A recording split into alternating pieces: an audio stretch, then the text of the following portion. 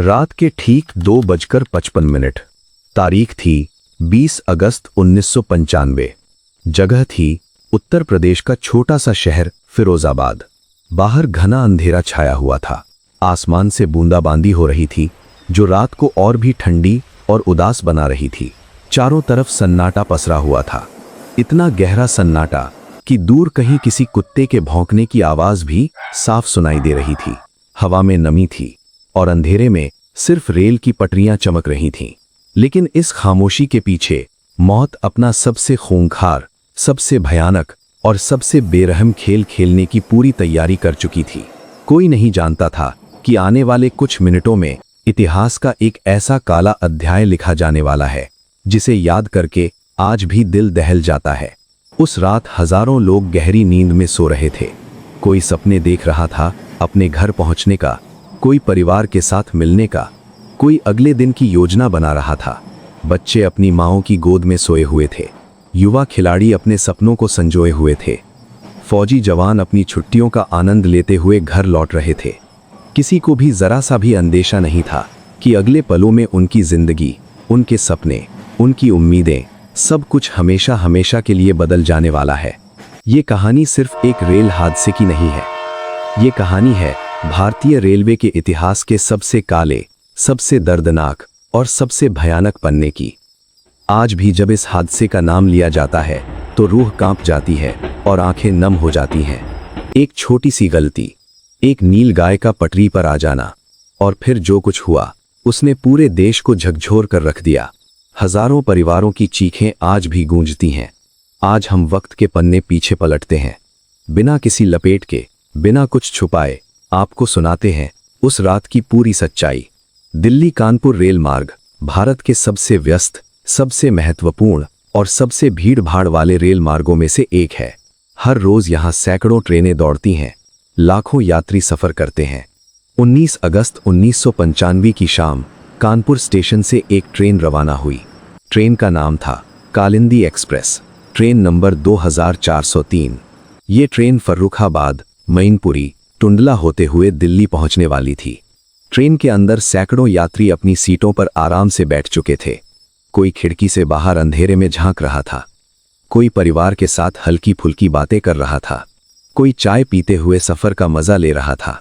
सफर पूरी तरह सामान्य लग रहा था, जैसे हजारों बार होता आया था। ठीक उसी समय देश के दूसरे कोने से, पुरी, ओडिशा से एक और ट्रेन दिल्ली की ओर बढ़ रही थी। ये थी पुरुषोत्तम एक्सप्रेस, ट्रेन नंबर 2801। उस समय की ये एक सुपरफास्ट ट्रेन मानी जाती थी। तेज रफ्तार, शानदार रुतबा। इस ट्रेन में करीब 1400 यात्री सवार थे। उनमें बड़ी संख्या में फौजी जवान थे जो छुट्टियों पर घर लौट रहे थे।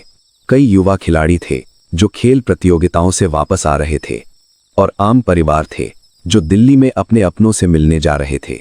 सबके चेहरे पर थकान के साथ उम्मीद का मिश्रण था। दोनों ट्रेनों की मंजिल एक ही थी, दिल्ली। लेकिन किस्मत ने इन दोनों का मिलन दिल्ली स्टेशन पर नहीं, बल्कि मौत के एक भयानक चौराहे पर तय कर रखा था। रात जैसे जैसे गहरी होती गई, यात्रियों की आंखें नींद से भारी होने लगीं। कालिंदी एक्सप्रेस अपनी रफ्तार से आगे बढ़ रही थी। सब कुछ ठीक ठाक चल रहा था, लेकिन फिरोजाबाद स्टेशन के पास पहुंचते पहुंचते कुछ ऐसा हुआ जिसकी किसी ने कभी कल्पना भी नहीं की थी। उस दौर में रेलवे की तकनीक आज जितनी उन्नत नहीं थी। मोबाइल फोन लगभग नहीं थे, सिग्नल सिस्टम ज्यादातर मैनुअल था। बहुत कुछ इंसानी फैसलों, हाथों और आंखों पर निर्भर करता था। और हम जानते हैं कि इंसान गलतियों से भरा होता है। घड़ी की सुइयां रात के करीब 2:30 बजे के आसपास थीं। कालिंदी एक्सप्रेस फिरोजाबाद शहर के बाहरी इलाके से गुजर रही थी, स्टेशन से करीब 4 किलोमीटर पहले। तभी अचानक ड्राइवर की नजर पटरी पर खड़ी एक नील गाय पर पड़ी। ड्राइवर ने जोर जोर से हॉर्न बजाया, लेकिन नील गाय हिली तक नहीं। जब तक ड्राइवर कुछ समझ पाता, ट्रेन उस नील गाय से टकरा गई। टक्कर जोरदार थी, लेकिन इतनी नहीं कि ट्रेन पटरी से उतर जाती। असली तबाही टक्कर के बाद शुरू हुई। नील गाय ठीक उसी जगह टकराई जहां ट्रेन का वैक्यूम ब्रेक पाइप था। पाइप फट गया, ब्रेक सिस्टम पूरी तरह जाम हो गया, और कालिंदी एक्सप्रेस झटके के साथ बीच पटरी पर रुक गई। ये जगह फिरोजाबाद स्टेशन से थोड़ी ही दूर थी, लेकिन पूरी तरह अंधेरे में डूबी हुई थी। कोई स्टेशन लाइट नहीं, कोई प्लेटफॉर्म नहीं, सिर्फ घना अंधेरा और हल्की बारिश। ट्रेन के रुकते ही लोको पायलट और गार्ड नीचे उतरे। टॉर्च की रोशनी में उन्होंने देखा कि नीलगाय इंजन के नीचे फंसी हुई है और ब्रेक सिस्टम पूरी तरह खराब हो चुका है। वे जानते थे कि पीछे से और ट्रेनें आ रही हैं, इसलिए उन्होंने तुरंत खराबी ठीक करने की कोशिश शुरू कर दी। यात्री अभी तक अपनी सीटों पर सो रहे थे। उन्हें लगा शायद कोई सिग्नल नहीं मिला होगा या कोई छोटी समस्या है। किसी को भी इस बात का जरा सा भी अंदेशा नहीं था कि उनकी ट्रेन अब मौत का निशाना बन चुकी है। अब आते हैं उस जगह पर जहां सबसे बड़ी और सबसे घातक गलती हुई, फिरोजाबाद का पश्चिमी केबिन। रेलवे में केबिन मैन या सिग्नल मैन की जिम्मेदारी बेहद बड़ी होती है। उसे ये सुनिश्चित करना होता है कि जब तक आगे वाली पटरी पूरी तरह खाली ना हो जाए, तब तक पीछे आने वाली किसी भी ट्रेन को आगे बढ़ने की अनुमति न दी जाए। उस रात ड्यूटी पर था कर्मचारी गोरेलाल। कुछ रिपोर्ट्स में गोरेलाल या शर्मा के नाम से भी जाना जाता है। जब कालिंदी एक्सप्रेस वहां से गुजरी और रुक गई, तो नियम के मुताबिक उसे तब तक किसी और ट्रेन को सिग्नल नहीं देना चाहिए था जब तक उसे पूरी तरह यकीन ना हो जाए कि कालिंदी एक्सप्रेस अगले ब्लॉक सेक्शन को पार कर चुकी है।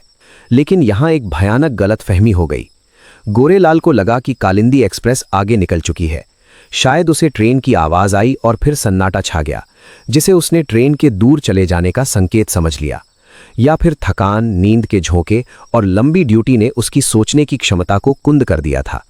सच्चाई जो भी रही हो, उसने पीछे से आ रही पुरुषोत्तम एक्सप्रेस के लिए सिग्नल ग्रीन कर दिया, यानी रास्ता पूरी तरह साफ है। ये एक ऐसा फैसला था जिसने सैकड़ों जिंदगियों की डोर काट दी।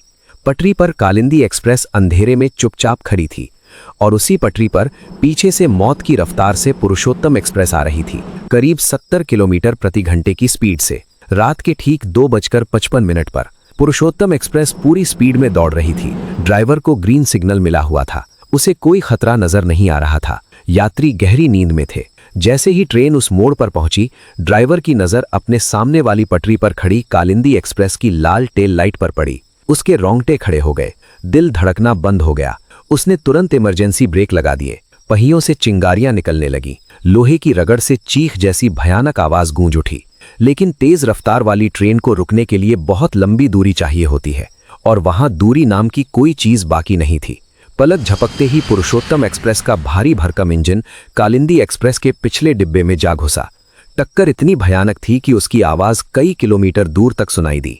कालिंदी एक्सप्रेस के पिछले 3 डिब्बे माचिस की डिब्बियों की तरह पिचक गए। पुरुषोत्तम एक्सप्रेस का इंजन हवा में उछलकर डिब्बों के ऊपर जा गिरा। लोहे की चादरें कागज की तरह फट गईं।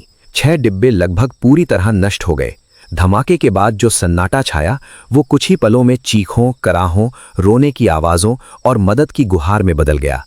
जो जगह कुछ मिनट पहले शांत थी, अब वहां दर्द और मौत का तांडव मच रहा था।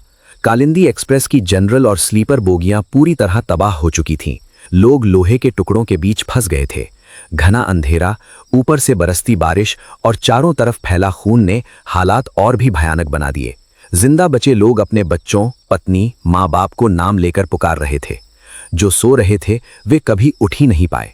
जो उठे, उन्होंने खुद को लोहे के पिंजरे में कैद पाया, हाथ पैर टूटे हुए, खून से लथपथ। स्थानीय लोग धमाके की आवाज सुनकर वहां पहुंचे। उन्होंने जो देखा वो दिल दहला देने वाला था। चारों तरफ बिखरे अंग, खून से सनी जमीन और मदद के लिए हाथ फैलाए लोग। कुछ लोग लूटपाट भी करने लगे थे, लेकिन ज्यादातर लोगों ने इंसानियत दिखाई। फिरोजाबाद के आम लोग ही इंसानियत की मिसाल बन गए। पुलिस और प्रशासन के पहुंचने से पहले ही वे टॉर्च, लालटेन, रस्सियां और जो भी साधन मिला लेकर घायलों को बाहर निकालने लगे। बचाव कार्य बेहद मुश्किल था, क्योंकि अंधेरा था, बारिश हो रही थी और उस समय आज जैसी आधुनिक मशीनें नहीं थीं। अगली सुबह जब सूरज उगा, तब जाकर तबाही का पूरा भयानक रूप सामने आया। डिब्बे एक दूसरे के ऊपर चढ़े हुए थे। पटरियां उखड़कर दूर जा गिरी थीं। हर तरफ यात्रियों का सामान बिखरा पड़ा था। जूते, बैग, पानी की बोतलें, बच्चों के खिलौने, परिवार की तस्वीरें, वे चीजें जिनके मालिक अब इस दुनिया में नहीं थे। सरकारी आंकड़ों के अनुसार इस हादसे में 305 से 368 लोगों की जान गई, लेकिन कई चश्मदीदों, पत्रकारों और गैर सरकारी स्रोतों के मुताबिक मौतों की संख्या 400 से ज्यादा थी। कुछ अनुमान तो 500 या उससे भी ऊपर बताते हैं। सैकड़ों लोग घायल हुए, जिनमें से कई आजीवन अपाहिज बह गए। मरने वालों में वे 22 युवा खिलाड़ी भी थे जो देश का नाम रोशन करने का सपना लेकर लौट रहे थे, और वे फौजी जवान भी थे जो परिवार से मिलने जा रहे थे। अस्पतालों में जगह नहीं बची, मुर्दा घर लाशों से भर गए। पहचान करना मुश्किल हो गया था क्योंकि कई शव बिखरे हुए थे। पूरे देश में शोक की लहर दौड़ गई। संसद से लेकर सड़कों तक हर जगह सिर्फ इसी हादसे की चर्चा थी। हर कोई यही पूछ रहा था, आखिर गलती किसकी थी? इतनी बड़ी कीमत क्यों चुकानी पड़ी? जांच में सवाल बहुत सीधा था। जब एक ट्रेन पटरी पर खड़ी थी तो दूसरी ट्रेन को ग्रीन सिग्नल कैसे मिल गया? जांच की सुई आखिरकार सिग्नल मैन गोरेलाल पर रुकी। ये मैनुअल ब्लॉक सिस्टम की विफलता और मानवीय भूल का नतीजा था। हादसे के बाद गोरेलाल वहां से भाग गया था, लेकिन बाद में गिरफ्तार कर लिया गया। लेकिन सवाल आज भी वही है, क्या सिर्फ एक इंसान को सजा देने से वे सैकड़ों जिंदगियां वापस आ सकती थीं? क्या उन बच्चों के खिलौनों को फिर से कोई खेल सकता था? नहीं। फिरोजाबाद रेल हादसा भारतीय रेलवे के लिए एक भयानक जागृति बन गया। इसके बाद रेलवे ने बड़े बड़े सुधार किए। पुराने वैक्यूम ब्रेक की जगह ज्यादा सुरक्षित एयर ब्रेक सिस्टम लाया गया। डिब्बों की डिजाइन बदली गई ताकि टक्कर में वे एक दूसरे के ऊपर न चढ़ें। सिग्नलिंग सिस्टम को अपग्रेड किया गया। ट्रैक सर्किट और ऑटोमेटिक ब्लॉक सिस्टम को बढ़ावा दिया गया। आज हमारे पास कवच जैसी उन्नत एंटी कोलिजन तकनीक है जो दो ट्रेनों को टकराने से रोक सकती है। लेकिन ये सारे सुधार हमें फिरोजाबाद जैसी भारी कीमत चुकाकर मिले हैं, सैकड़ों जिंदगियों की कीमत पर। 20 अगस्त 1995 की वो रात हमें बार बार याद दिलाती है कि सुरक्षा के नियमों में थोड़ी सी भी लापरवाही कितनी भारी पड़ सकती है। यह हादसा सिर्फ एक दुर्घटना नहीं, बल्कि एक सदियों तक याद रहने वाला सबक है कि मशीनें और सिस्टम कितने भी बेहतर हो जाएं, सतर्कता, जिम्मेदारी, सही फैसले और पूरी सतर्कता सबसे जरूरी है। क्योंकि एक छोटी सी गलती हजारों सपनों को हमेशा के लिए खत्म कर सकती है। एक छोटी सी लापरवाही पूरे परिवारों को हमेशा के लिए उदास कर सकती है। ये कहानी खत्म होती है, लेकिन इसका दर्द कभी खत्म नहीं होता। फिरोजाबाद, वो रात, वो चीखें हमेशा याद रहेंगी।